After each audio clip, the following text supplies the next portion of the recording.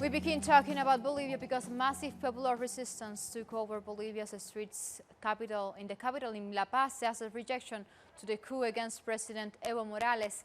The popular movement is demanding respect for Bolivia's constitutional order. Social movements took to the streets between Plaza Mayor de San Francisco and Plaza Murillo in the capital La Paz, as we were saying, where they condemned the self-proclaimed interim president, Senator Janine Áñez, while police and military forces violently dispersed the mobilization.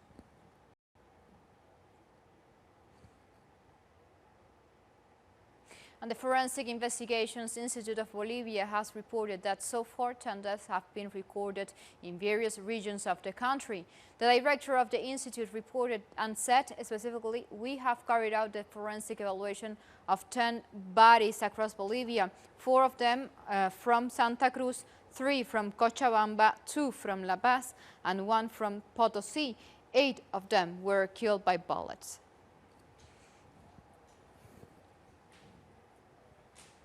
Meanwhile, in an exclusive interview for Telesur, Senator Sonia Brito denounced the self-proclamation of Janine Áñez as president that has broken the rule of law. Y se rompió el Estado de Derecho. The rule of law has been broken.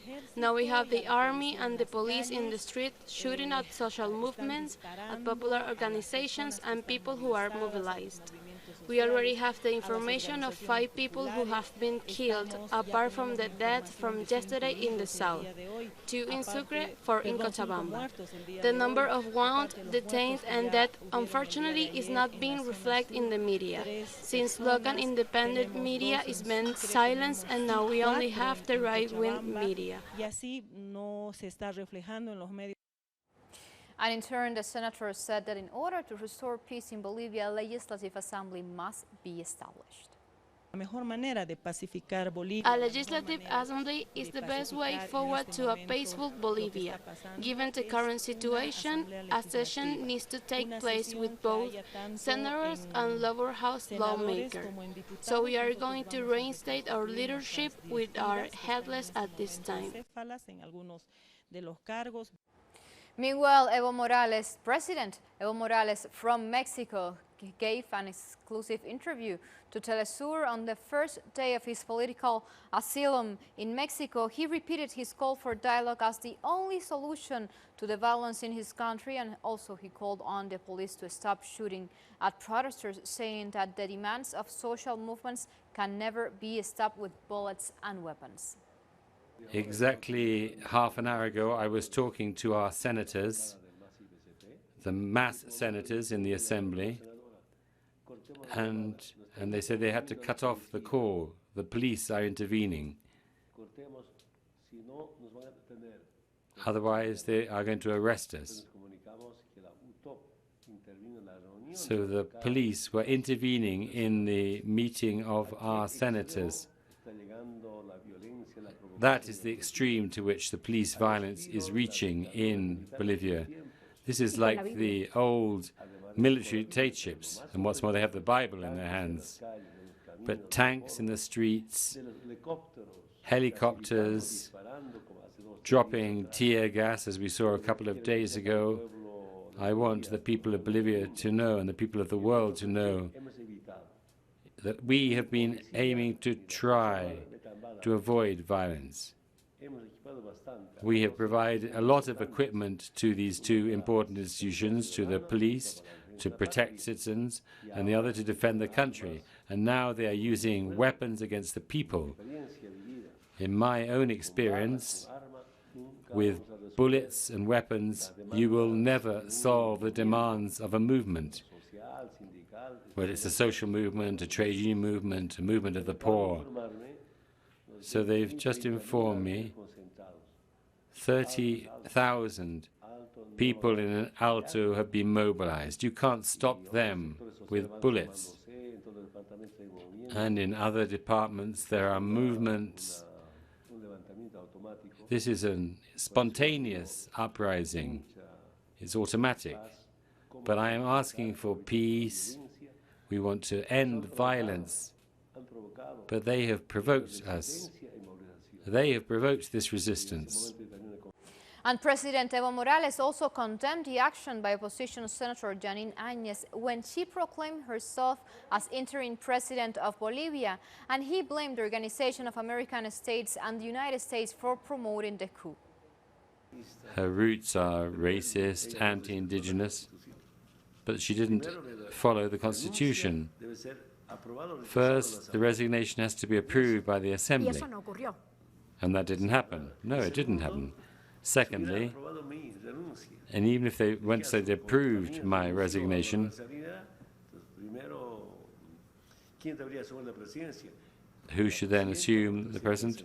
The president of the Senate. And if they resent, then the president of the lower house.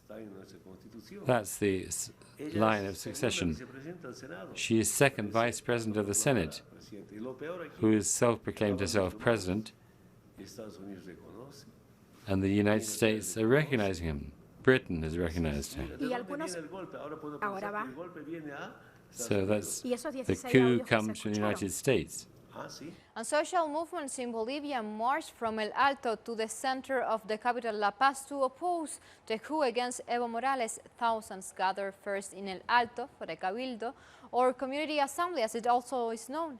They said they would not allow Senator Janine Áñez to lead the country after she self-proclaimed as president on Tuesday night, and they also condemned the media for remaining silent about police repression. Here all the people of El Alto are mobilizing to march to La Paz, because we cannot accept that a racist assumes the presidency. What's more, this lady hates our symbol, the Huipala flag, so we are united from the grassroots up. We are not being led by any political party. We have had beatings, people arrested unjustly, even the loss of human lives. But none of the media speaks of this. The whole of the city of El Alto condemns these media for being in the pocket of the right. And a huge march then set up from the center of La Paz and Plaza Murillo, where the Legislative Assembly is located. They said the self-proclaimed president has no legitimacy and must leave. Trade unions and campesino organizations are also promising to march on La Paz and hold a general strike if constitutional order is not restored in the country.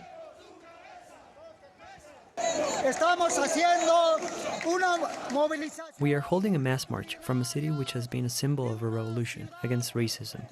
Our demand is the resignation of the scoopmonger, President Áñez.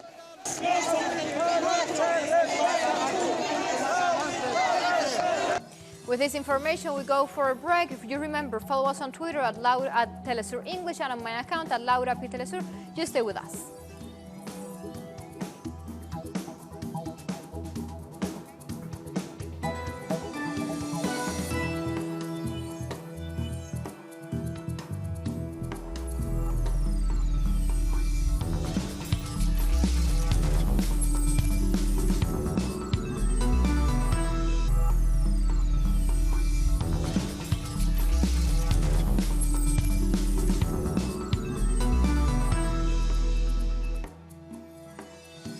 Back with the news. In Argentina, appeal court has confirmed the acquittal of jail social activist Milagros Sala because of the Aso Pardo shooting case. Sala was accused of ordering the murder of Alberto Esteban Cardoso by hiring Fabián Chato Avil to kill him in 2007. Police arrested and charged all three. However, Milagros Sala and Cardoso were acquitted on December 27, 2018 due to a lack of evidence.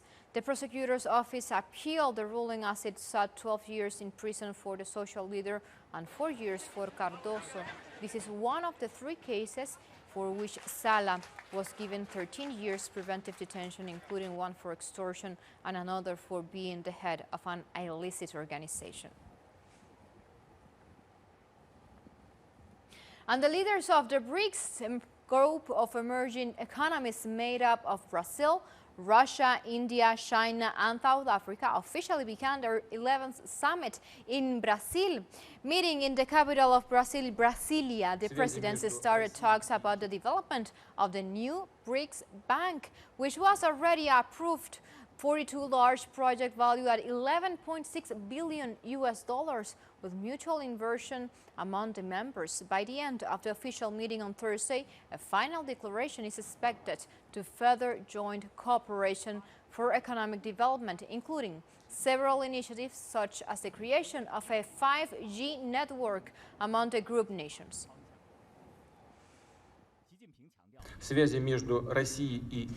Russian-Chinese ties are strong and stable. They are not subject to external influence, and they have a good potential for development.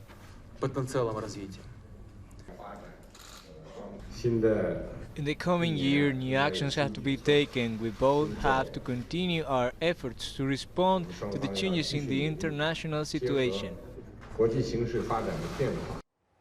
And trade union leaders in Chile say the general strike on Tuesday was a resounding success. The central union demand for a constituent assembly appears to be gaining strength. Let's find out more on the following story. Work stoppages and marches throughout the country marked Tuesday's general strike in Chile. It was called by students, miners, shop workers, transport workers and public sector unions. And it all ended with a huge demonstration in Santiago. This country cannot go on like this. It has to change. We have a golden opportunity to change the course of history. This is a rich country. We don't need to be like this. Those on top take the money and leave us without nothing. We saw real unity among very different unions and a huge number of workers working off the job. That is the message to this decadent political class. It was an uprising against the constitution which entrenches inequality and injustice. The demand was clear: Constituent Assembly. That is why they reject the government's proposals which aim to quell the protests, but without success. All the struggles of the Chilean people for health, education, workers' rights have been blocked by a constitution drawn up in the 80s by an elite, along with a military dictatorship, and which remained in place with the return of democracy under governments that just served neoliberal interests. This government seems deaf to all our cries. The president tries to belittle the marches on TV, and that just makes the demonstrations and the indignation of the people grow much bigger. After 26 days of protests, there are some victories. All the opposition parties have finally agreed to demand a new constitution through a constituent assembly. Piñera is being pushed into a corner.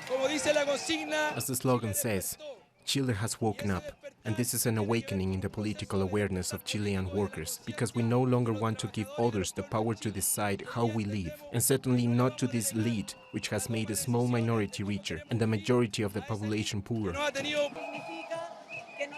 A constituent assembly means the Chilean people can decide their constitution, with a group of people elected by the people specifically for that. We want that assembly to reflect our plurinational diversity, with gender parity, with all our diversities represented, with social movements, with real social roots.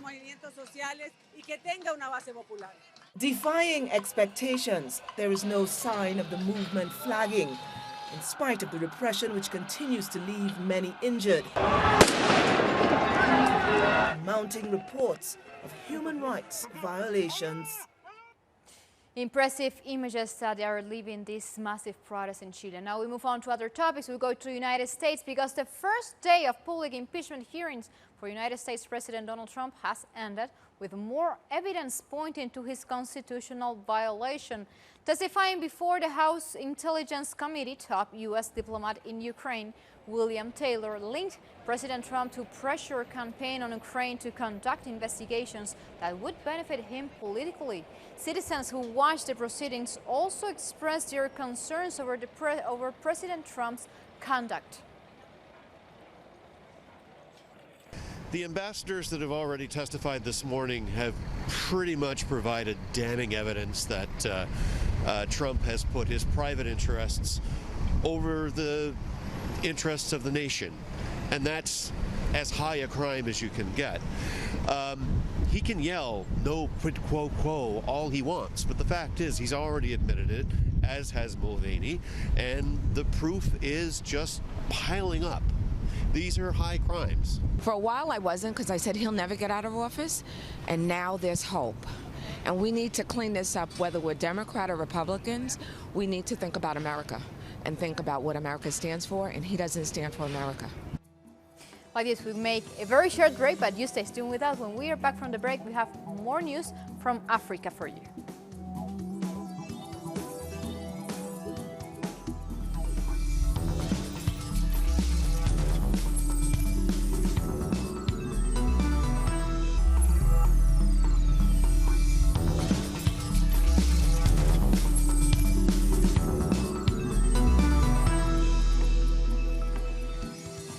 We are back with the news, so we go to Africa, as we were saying, because in South Africa, an opposition leader, Julius Malema, has charged that economic sanctions on Zimbabwe by the United States and European Union are retaliation by imperialist forces against the country's land reform program.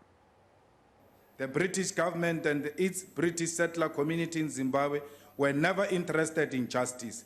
They were only interested in maintaining the privileges colonialism bestowed upon them. They were never saw African people as equal human beings who can govern their own affairs. This is still the case in Zimbabwe, as it is the case in South Africa. If you dare touch the privilege of colonialism, which bestowed upon settler minority the right to dominate a native majority, you better be prepared for the full might of racist global institutions.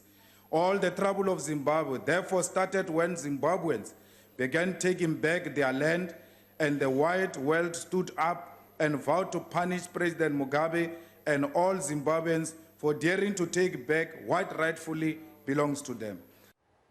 And South African airway workers are set to go on strike on Friday, the 15th of November, following a breakdown of talks between the workers' union and airline management.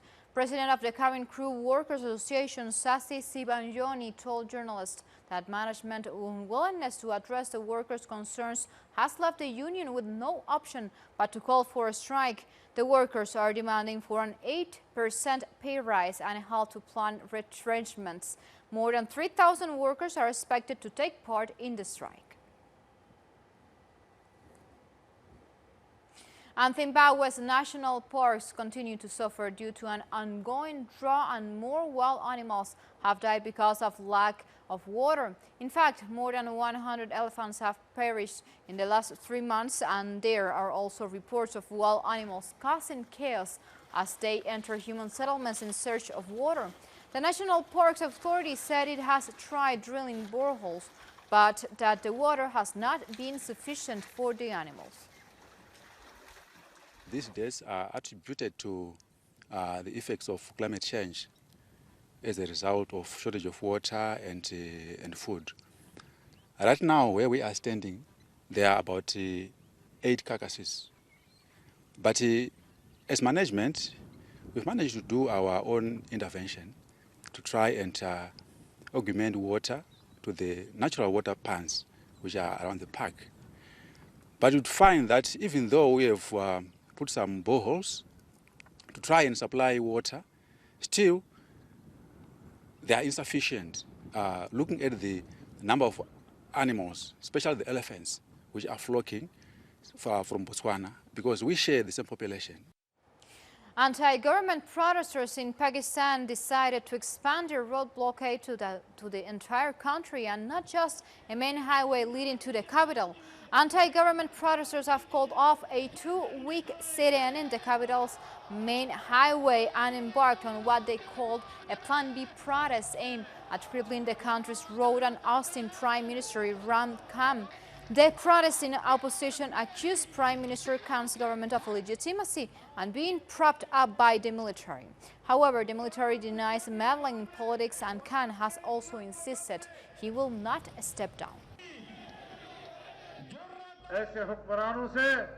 The basic aim of this protest is to rid the country of the present rulers, and we are not willing to move an inch from this motive. This movement will continue. You will have to increase pressure on the government and compel them to resign and to hold general elections in the country. We will accept nothing less than this. Egypt is defending itself from strong criticism received from diplomats at the United Nations review of its human rights records in Geneva. The country has faced allegations of torture, extrajudicial killings, forced disappearances, as well as concerns over mass trials. However, the Egyptian Minister for Parliamentary Affairs, Omar Marwan, argued that Egypt has made great efforts to improve its respect for human rights. He added that the nation was not granted enough time to state its case. The authority at the Council for Human Rights committed a violation because she asked Egypt to provide her with information on this case, and she gave Egyptian authorities 60 days to respond. We are stunned. Only a few days after she sent us this letter, she issued her statement. And the death toll from Israeli strikes in the occupied Gaza Strip has risen to 24. Palestine Ministry of Health confirmed that at least 24 people have been killed since Tuesday morning, and the strikes have also left dozens of people with serious injuries. Gaza residents have accused Israel of targeting residential buildings, contrary to its claim that it is only targeting Hamas installations. Meanwhile, the Arab League has said attacks are an attempt by Prime Minister Benjamin Netanyahu to revive his political strands after failing to form a coalition government since the September elections. And Palestinians across the occupied Gaza Strip have held funerals for the 24 people killed in Israeli airstrike. Many of the mourners waved Palestinian flags and called on the international community to hold Israel accountable for the killing of civilians. The victims of the airstrike included a child who was killed when her home was hit by an Israeli missile. A rocket was fired. I turned around and I found the men lying on the ground. So I ran to them and I found them stained with blood, and a young child was seriously injured.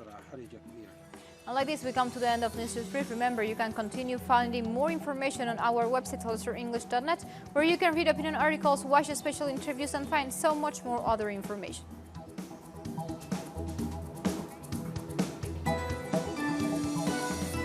You continue with us with Telesur, always together, connecting our global thoughts. Until next time, thank you for watching.